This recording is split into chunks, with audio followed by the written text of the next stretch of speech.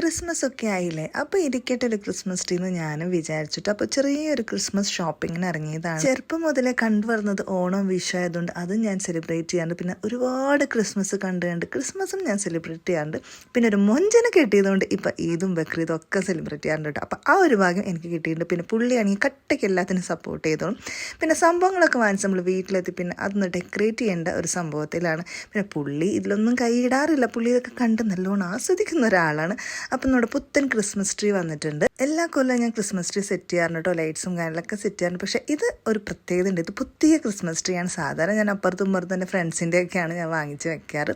ഇതെൻ്റെ ഭയങ്കര വലിയൊരു ആഗ്രഹമായിരുന്നു, എപ്പോഴെങ്കിലും ഒരു പുത്തൻ ക്രിസ്മസ് ട്രീ വാങ്ങിച്ചൊന്ന് സെറ്റ് ചെയ്യണം എന്നുള്ളത്. അങ്ങനെ ഞാൻ ഈ കൊല്ലം അത് ചെയ്തിരിക്കുകയാണ്. എൻ്റെ വലിയൊരു സന്തോഷം എനിക്കുണ്ട് കേട്ടോ. അങ്ങനെ നമ്മുടെ ലൈറ്റ്സും കൂടി ഇട്ട് കഴിഞ്ഞാൽ ക്രിസ്മസ് ട്രീ റെഡിയായി. സോ ആ ലൈറ്റ്സ് കത്തിക്കുന്ന കാണാൻ നിങ്ങളെല്ലാവരും ഉണ്ടാവണം കേട്ടോ. ഇതും കൂടെ കഴിഞ്ഞ് അടുത്ത പരിപാടി എന്താണെന്ന് വെച്ചാൽ സാന്റാക്ലോസിന് വെയിറ്റ് ചെയ്തിരിക്കണം. ഗിഫ്റ്റ് എന്തെങ്കിലും കിട്ടിയാലോ.